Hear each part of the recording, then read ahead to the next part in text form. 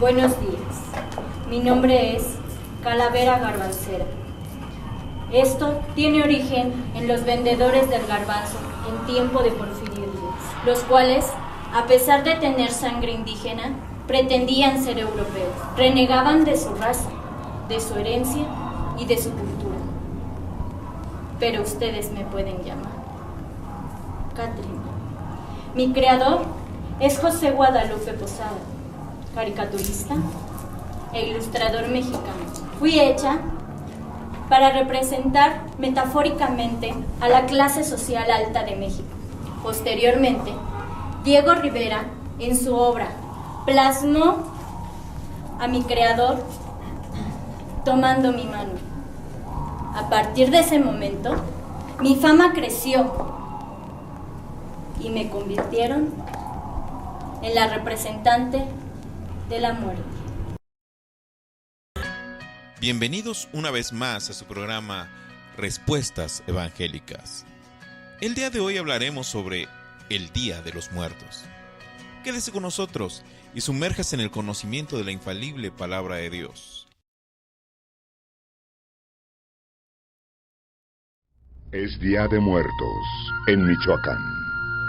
El lago de Pátzcuaro se prepara para recibir a los que ya se fueron y hoy regresan, los muertos. Todo se alista para guiar, con aromas y luz, el regreso de las ánimas a su hogar, en donde les aguarda un altar de bienvenida.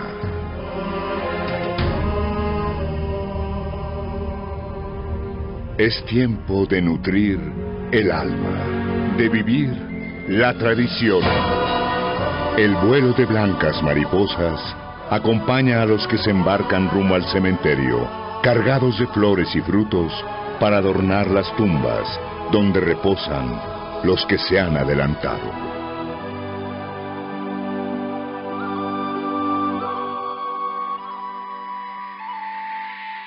Se llena el panteón de Cempasúchil, la flor de 20 flores.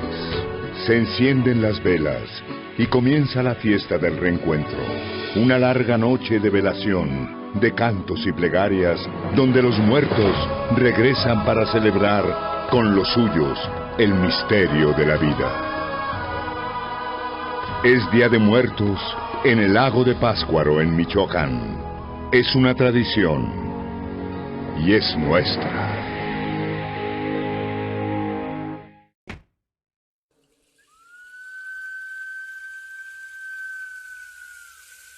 Parece una celebración inocente y de carácter cultural, de la que muchos mexicanos se sienten orgullosos.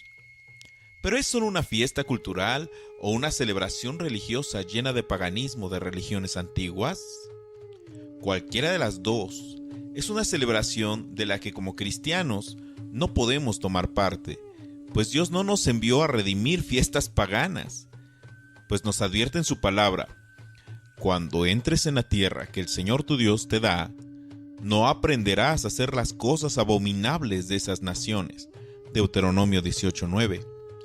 El propósito de colocar este video en la web no es atacar la cultura de mi país, sino exponer la verdad detrás de esta tradición. La fiesta comienza con los arreglos de flor de cempasúchil, con la que se muestra a los espíritus de los muertos el camino hacia la casa donde le han levantado un altar. Con este simple acto se inicia lo que realmente es un ritual de espiritismo, pues es invocar a los espíritus de los muertos. Y de sobra sabemos que aquel que invoca al espíritu de un muerto realmente recibe la visita de un espíritu satánico, y no del espíritu de sus familiares. Lo dice la Biblia: y de la manera que está establecido para los hombres, que mueran una sola vez, y después de esto, el juicio. Hebreos 9:27. La Biblia es clara: los muertos no regresan cada año a beber su tequila, o fumarse su cigarro, o a comer sus tamales y platillos favoritos. Después de morir, lo único que enfrentaremos será el juicio. En esta fiesta se colocan fotografías de los familiares o héroes de la historia a quienes se les realice la ofrenda, con la creencia de que realmente visitarán la casa. el pueblo de México abre la puerta de sus hogares a seres espirituales de la misma manera que lo hacen los espiritistas, quienes algunas veces también se ayudan de fotografías del difunto y lo invocan, haciéndole preguntas que solo aquel familiar sabrá responder. Segunda de Corintios 11:14 nos dice: y no es maravilla, porque el mismo Satanás se disfraza como ángel de luz. Aquellos demonios que han habitado alrededor de la familia conocen los pecados y las malas acciones que cometió el familiar que falleció, y por eso pueden responder fielmente a las preguntas del espiritista. Los estudiosos de la guerra espiritual les llaman espíritus familiares. Tal vez lo tomen a juego las familias que colocan sus altares de Día de Muertos, pero los demonios no lo toman a juego, y ellos son los que acuden a las casas que les abren sus puertas. Aquellos que han asistido a alguna sesión espiritista comentan que han escuchado ruidos al inicio de la sesión, de la misma manera que las abuelas comentan que en la noche del Día de Muertos escuchaban las botas y espuelas del abuelo. Dios condena esta práctica de invocar a los espíritus de los muertos. En la Biblia podemos ver a Saúl en 1 Samuel 28 disfrazándose para visitar a una bruja de Endor, quien era conocida por consultar a los espíritus de los muertos. Este pasaje nos narra la sesión espiritista en la que llama la atención la siguiente frase, 1 Samuel 28:13. Y el rey le dijo: no temas. ¿Qué has visto? Y la mujer respondió a Saúl: he visto dioses que suben de la tierra. Esta es la Biblia Reina Valera 1960. Pero la Biblia católica de dominio público en inglés también lo traduce de la misma manera: he visto dioses que suben de la tierra. La expresión es clara: he visto dioses. Solo hay un Dios verdadero, pero muchos dioses falsos. Y nosotros sabemos realmente que dichos dioses falsos son en realidad potestades territoriales de Satanás, demonios que desean que se les celebre con altares. Todos los reyes que sirvieron a Dios en la Biblia destruyeron los altares que el pueblo había levantado en honor de estos dioses falsos que suben de la tierra, y que anteriormente eran llamados Baales. Pero aquí en México, millones de familias levantan año con año altares dedicados a estos dioses falsos que suben de la tierra. Antes de la llegada de los españoles, las culturas prehispánicas dedicaban la fiesta a Mictlantecutli, el señor del inframundo, también conocido como Popocatzin, el señor de las sombras y de las tinieblas, que pedía sacrificios humanos. En la actualidad, vuelve a surgir otro señor de las tinieblas, otro Baal, que recibe honores y altares en estas festividades, y estamos hablando de la mal llamada Santa Muerte, una satánica potestad territorial que es venerada por todo tipo de personas, desde la madre que tiene una hija enferma hasta los narcos más perversos del país. Un nuevo Baal cuya devoción está rebasando fronteras y que cobra caro cada favor que realiza. Este culto surge de la ignorancia de las sagradas escrituras que ha mantenido esclavizado al pueblo de México. Es un pueblo religioso y devoto, y son muy sinceros. Pero la sinceridad no viene al caso en asuntos de fe, pues hay muchos devotos de la Santa Muerte que son muy sinceros, pero están sinceramente equivocados. Era de esperarse que este culto evolucionara de la idolatría. Los devotos elevan sus plegarias a la mal llamada Santa Muerte, confiando que ella está en todo lugar y al mismo tiempo para poder escucharlos, sin meditar que solo Dios puede estar en todo lugar y al mismo tiempo. Pero por la costumbre de inclinarse a pedir intercesión a otros seres fuera de Dios, les pareció lo más natural hacer lo mismo con la muerte. Solo Dios está en todo lugar al mismo tiempo, como lo describe la Escritura. En Salmo 139 del 7 al 8 dice: ¿a dónde me iré de tu espíritu? ¿Y a dónde huiré de tu presencia? Si subiere a los cielos, ahí estás tú. Y si en el Seol hiciere mi estrado, he aquí, ahí tú estás.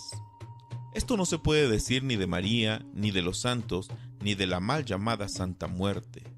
La omnipresencia es una característica de divinidad exclusiva de Dios.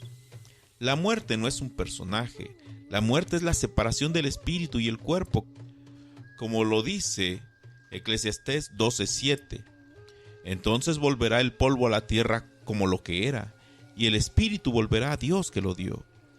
Es precisamente por la palabra de Dios que los verdaderos hijos de Dios estamos blindados de esta práctica pagana, no hacia aquellos que están acostumbrados a hacer un lado la escritura, esgrimiendo la frase de no todo está en la Biblia. La misión principal de la iglesia es alcanzar a cada grupo étnico y cultura, y hacer discípulos, bautizándoles y enseñándoles a guardar todo lo que Cristo mandó en Mateo 28 del 19 al 20, hasta que cada miembro del cuerpo de Cristo sea conformado a la imagen del Señor Jesús, lo dice Gálatas 4:19. Y mientras haríamos bien en seguir el ejemplo del apóstol, convirtiéndose en todo para todo el pueblo, para que por todos los medios podamos salvar a algunos. Esto no quiere decir que cambiemos el mensaje, que cambiemos el evangelio. Más bien, nos humillamos y confiamos en que Dios va a usar su palabra no diluida para que la bendición de la salvación alcance a aquellos fuera de la fe. 1 Corintios 9 del 22 al 23.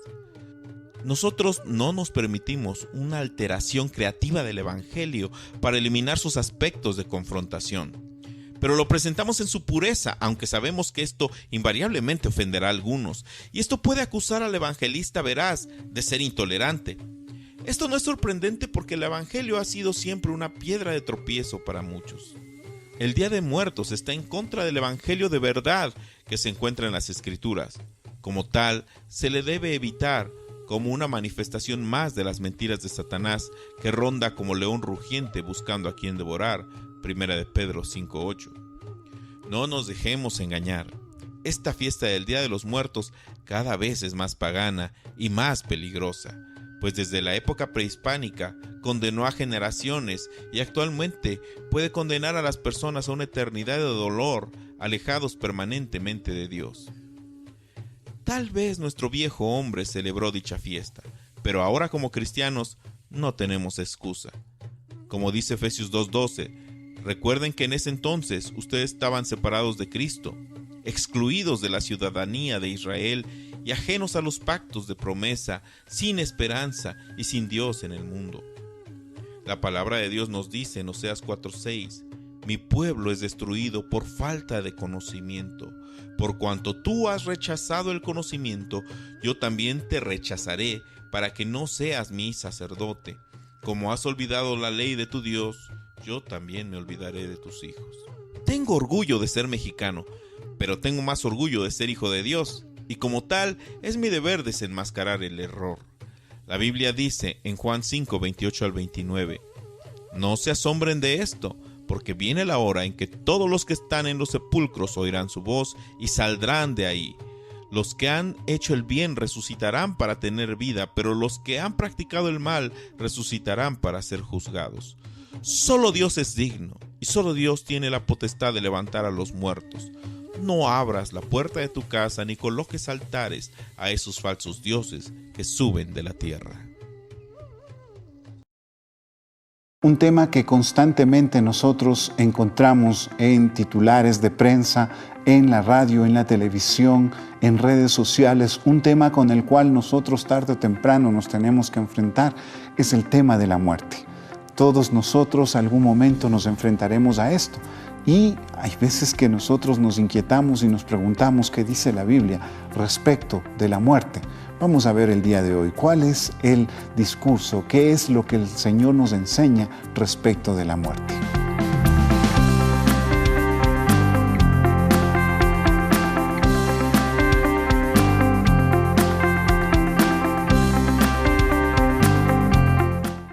Nosotros encontramos que el texto bíblico habla sobre el tema de la muerte desde sus inicios. Desde que el texto bíblico empieza, ya nos está hablando sobre la muerte.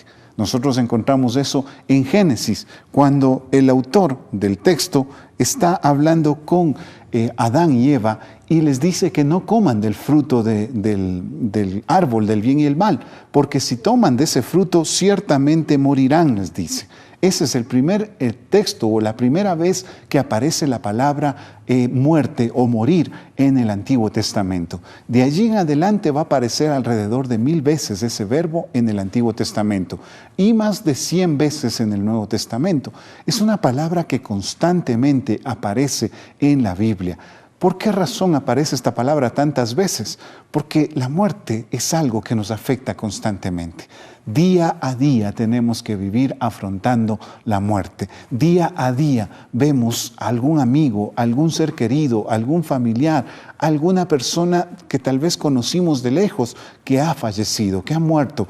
Y frente a eso, pues nosotros nos angustiamos. Y la Biblia es consciente de que eso es parte de nuestra vida cotidiana. Así que la Biblia habla constantemente de ella. En la Biblia nosotros encontramos que se habla del dolor que produce la muerte. Hay varios salmos que nos hacen referencia a esto, hay varios textos bíblicos que nos hacen referencia al dolor que sintieron los creyentes frente a la muerte de un ser querido. También el texto bíblico nos habla sobre el temor que tenemos a la muerte, que nosotros los seres humanos de una u otra manera somos conscientes de que vamos a morir, de que somos, como decía un filósofo, seres para la muerte. Y como tal, pues tenemos ese temor a cada instante de qué momento me va a llegar a mí el turno, la oportunidad de morir y cómo será ese momento de la muerte. También nosotros vemos en el texto bíblico que se hace referencia a personas que deseaban la muerte. Personas que ante la situación difícil de la vida, personas que ante lo complicado y a veces confuso e ilógico que es la vida, deseaban morir. Un ejemplo de eso lo tenemos en Job. Otro ejemplo de esa idea, tal vez no la deseaba, pero sí mostraba que a veces las personas pueden desearla, es el libro del Eclesiastés. En estos dos casos nos encontramos con esas ansias de morir frente a una situación tan difícil, tan extremadamente dura, que la vida casi que se hace insoportable.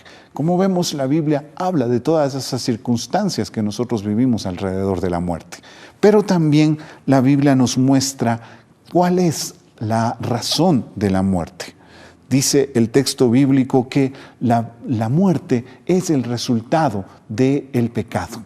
Desde el texto que nosotros mencionamos al inicio, donde Adán y Eva reciben la orden de Dios de no tomar del fruto del bien y del mal, porque si es que lo toman, ciertamente morirán.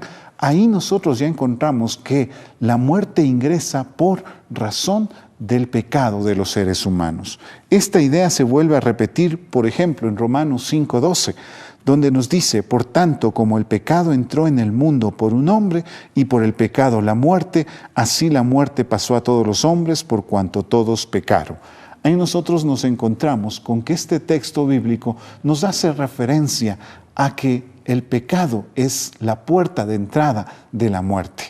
Otro ejemplo lo tenemos en Romanos 6, verso 23, donde se nos dice: porque la paga del pecado es muerte, mas la dádiva de Dios es vida eterna en Cristo Jesús, Señor nuestro. Así pues nosotros encontramos que la muerte ha ingresado a la humanidad como consecuencia del pecado. No es que Dios nos haya creado como seres corruptibles, no es que Dios nos haya creado como seres para la muerte, sino que el pecado nos ha llevado a ese destino de muerte. Y ahora la pregunta que surge es: ¿cómo podemos salir de esa situación de muerte? ¿Cómo podemos nosotros librarnos de esta condición de muerte? Pues el texto bíblico nos hace referencia de que la muerte, que es producto del pecado, solo puede ser librada, podemos librarnos de la muerte solamente a partir de que Dios nos dé su vida. Esa es la única manera de nosotros librarnos de la muerte. Si realmente nosotros quisiéramos salir, escapar del destino que tenemos de morir, que todos los seres humanos tenemos de morir, la única manera de hacerlo es por medio de la vida que Dios nos puede dar. De hecho, todo lo contrario de lo que es la muerte es Dios, que es la vida, que es vida para nosotros, que en Juan 1 se nos manifiesta como el que tiene la vida. En Él estaba la vida y la vida era la luz de los hombres, nos dice respecto de Jesucristo. Así pues, si es que yo quiero salir, si es que yo quiero ser librado del poder de la muerte, la única manera de poderlo hacer, según el texto bíblico, es a partir de la obra de Cristo Jesús por mi vida. Esa es la única manera de poder ser librados de la atadura del mundo de poder que tiene la muerte sobre cada uno de los seres humanos. Nadie, dice el texto bíblico, ha vencido la muerte. Solo Cristo Jesús pudo hacerlo. Y esa es la razón por la cual se volvió tan importante, tan influyente, de tanta autoridad para la iglesia. No porque haya predicado bonito Jesucristo, no porque haya sido una buena persona, no porque haya seguido con las ideas revolucionarias que siguió, sino que fue el único en toda la historia de la humanidad que venció a la muerte, que tuvo la autoridad de vencer a la muerte. Y solo Él me puede devolver a mí la oportunidad, la esperanza de vida que yo anhelo tener. Solamente acercándome a Él y buscando en Él su gracia y su poder, su gracia y su amor. Él es el que me da esa misericordia. De hecho, cuando nosotros leemos en Romanos capítulo 1, en el verso 4, nosotros encontramos esta idea respecto de Jesucristo, del poder y la autoridad que Él tiene. La promesa que era relativa a su Hijo Jesucristo, nuestro Señor, descendiente de David según la carne, que fue constituido Hijo de Dios con poder según el Espíritu de santidad, por su resurrección de entre los muertos. En este texto nos dice que el poder de Dios obró en Jesucristo para darle nuevamente la vida. Ese poder que actuó en Jesucristo para devolverle la vida es el poder que actúa en cada creyente cuando se acerca a Cristo Jesús. Así lo encontramos en Romanos capítulo 1, verso 16. No me avergüenzo del Evangelio porque es poder de Dios para salvación. Ahí ustedes encuentran que la misma palabra que usa para referirse a la acción de la resurrección de Cristo es la que aparece aquí para hacernos referencia al poder que obra en nosotros al recibir el Evangelio. Es decir, el poder que resucitó a Cristo es el poder que obra en cada creyente cuando éste se vuelve a Cristo Jesús. Volvemos luego de una pausa.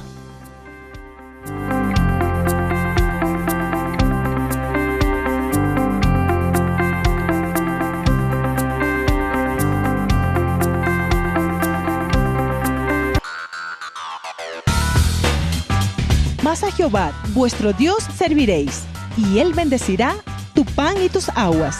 Su donación mantiene nuestro ministerio. Banco Pichincha, 34 34 20 98-04. Banco Internacional, 080 00 61 36-7. Banco de Guayaquil, 00 41 23 23 9-0.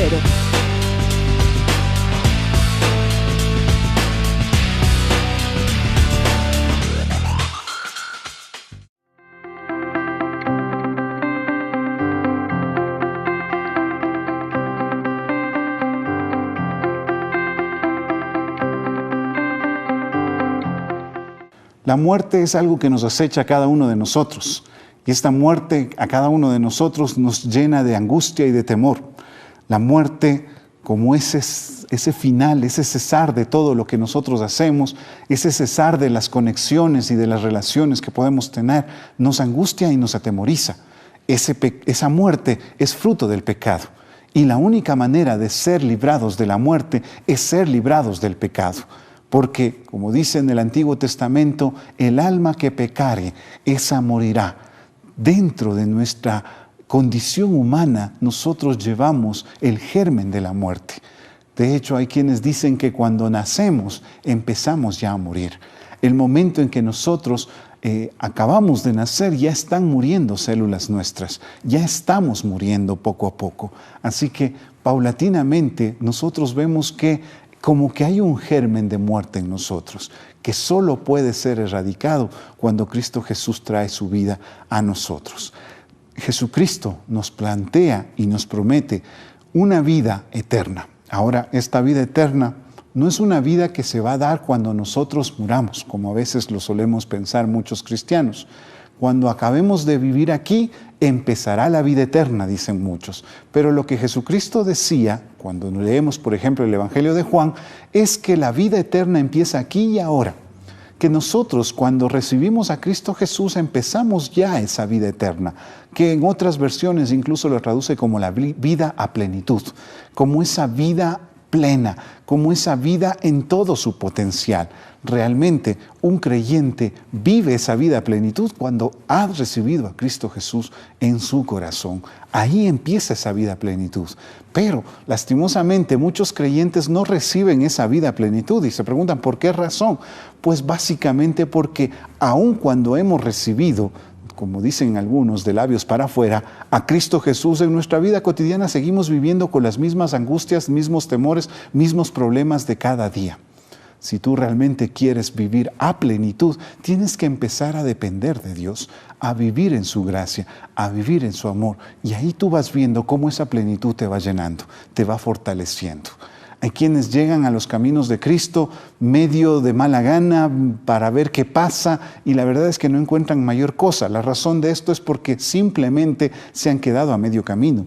Y en ese medio camino no se puede saborear la grandeza de la plenitud de Dios. No se puede saborear la grandeza de la vida que Dios nos quiere dar. Si yo realmente quiero vivir a plenitud, tengo que empezar a vivir guiado y siguiendo el discipulado de Jesucristo. Ahí pues esa muerte, suena cómico esto, pero esa muerte va muriendo en mi vida. Mientras que la vida de Dios va llenando cada lugar, cada espacio de mi cuerpo, va llenándome y preparándome para cuando Dios me presente delante de su gloria. Yo voy preparándome, como dice el apóstol Pablo, aunque por fuera voy muriendo, aunque por fuera este cuerpo se va desgastando, por dentro mi ser va creciendo, por dentro mi espíritu se va fortaleciendo hasta llegar a la plenitud de Dios. Lo que Dios quiere para nosotros es vida y vida en plenitud, una vida que nosotros la perdimos por medio del pecado. No quiere simplemente darnos una especie de esperanza, una especie de consuelo para cuando muramos. Lo que Dios quiere darnos es vida aquí y ahora, que aprendamos a vivir a plenitud en el día de ahora.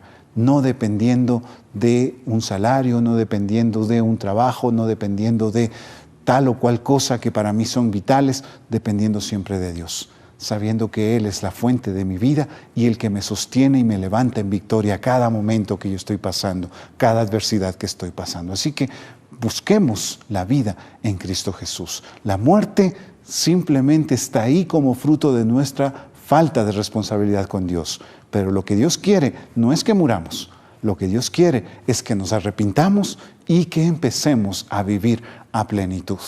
Una persona, un padre les llamaban, un padre de la iglesia antigua, Agustín, decía que solamente cuando nosotros nos volvemos a Dios empezamos a ver lo que es la vida a plenitud.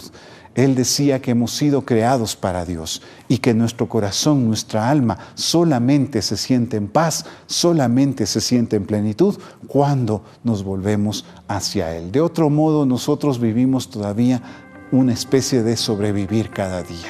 Solo en Él y solo acercándonos cada día a Él, nosotros encontramos la plenitud que necesitamos.